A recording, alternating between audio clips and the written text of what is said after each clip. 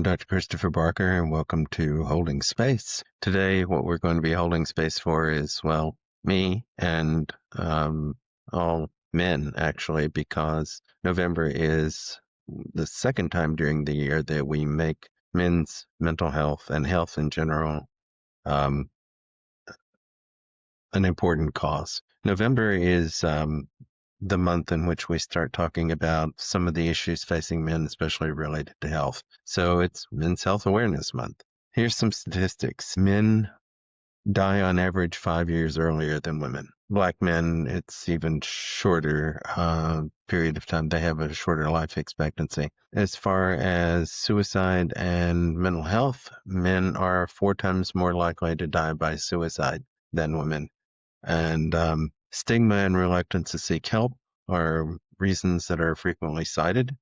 And I know that I can tell you, working with all kinds of people, that it is difficult to get men to come in for mental health visits. It's difficult to get them to come in for couple sessions. It's difficult to get them to come in for individual sessions. There is a stigma about not reaching out for health and help. I think the primary obstacle to overcome is this particular stigma. And I think it's been great that there's been a lot of people who have been coming out, celebrities, athletic figures, talking about their particular issues. And as you know, perhaps if you follow sports at all recently, that a young man took his life who was on the Dallas Cowboys football team. And again, things like this do get their attention, but let me tell you about some things firsthand. I myself am struggling with depression, have struggled with depression for most of my life, anxiety also. And it's maybe part of the reason I got into mental health and being a provider of mental health services. Also, it is hereditary, and there are people in my family who have struggled with these issues also. And so, having seen those and having seen what's going on in my own life, it's natural that I would want to look around for some answers. But I think the concept of the wounded healer is a legitimate thing. You may say to yourself, well, gee, if you're still having problems, why are you going to help me with mine? Because I know what it's like. Because I am telling you about things that I have looked into for myself, because of things that I have struggled with myself, because of therapies that I have tried myself. These are all things that I bring to you because I believe in them, and I believe that there is a way out, and I believe that there is a way of finding yourself on the other side. So many techniques that have come out of mental health recently related to wellness, related to being able to find solutions through various modes of therapy. It's all helpful. And there really is no shame in going and trying to find a better way. Not seeking mental health services means that you are less productive, you're less happy, you are less there for the people who count on you and who care about you. It means that you are less available. It means that you have struggles over the smallest things. What seems like a bad day to a lot of people can be much worse for you if you are struggling with mental health issues.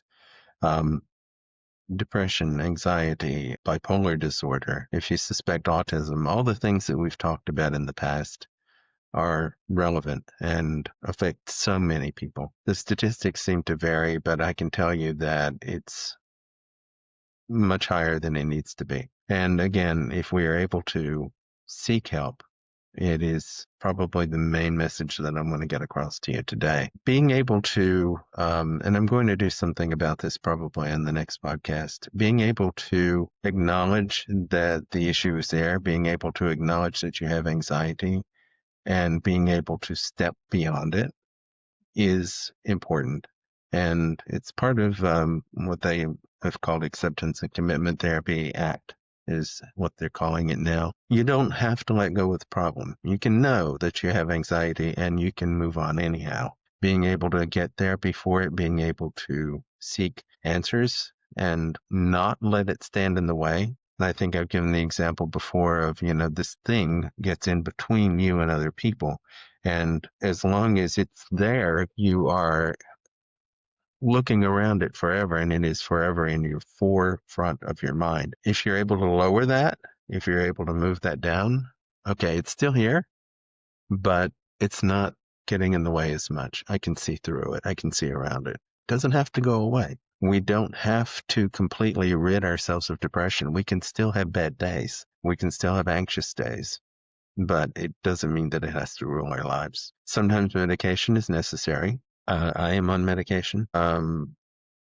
It helps. It, I think, makes things easier to bear, but medication in and of itself is not enough. I tell this to people all the time. They're like, but I'm taking the pills and I don't feel a whole lot better. Well, what are you doing differently? If you are just taking a pill and expecting that to be the end of it, then you're missing something. At best, medication lowers the levels of stress, lowers the level of suffering so that you have an even playing field and you can have more access to therapy, to the things that make real life changes.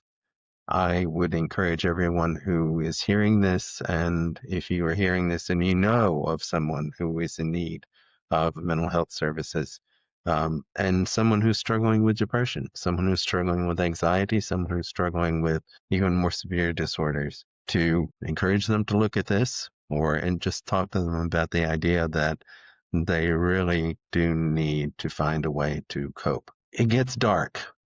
And this time of year, I mean, I've had a lot of people saying, is this time of year harder for people? Yeah. And when I say it gets dark, I don't mean it just gets dark outside, although some people do say that that is a factor. It gets dark inside too. And when you're locked in your head with your own thoughts, when you're locked in your head with your own concerns and your own issues, it's very, very difficult to feel that there's a way out. You can't see the doorway. You can look for solutions in and of yourself, but sometimes if you don't have the tools, it's going to be hard for you to find a way out. And you're going to throw your hands up and say, well, there's nothing I can do.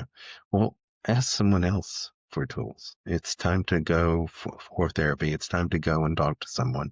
It can be a priest. It can be a rabbi. It can be anybody to start off with, but I do recommend that you seek a qualified mental health professional. We are doing pro bono sessions for veterans because there have been some cuts to veterans benefits, and there aren't a lot of resources that are open for veterans.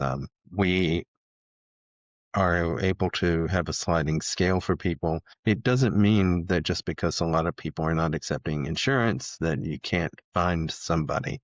And it is important to find the right person, yes, but in the beginning, it's better to have somebody than to have nobody. Being locked away inside your head with your own darkness is a very bad place to be. I would encourage everyone who has thoughts of ending their lives to not go there until you've had a chance to really get your head in a better place. Because when you have tunnel vision, you have this like clear, there's nothing outside of this. I can't see anything. You have blinders on. You don't see possible solutions. And there are solutions that are available. There are ways out.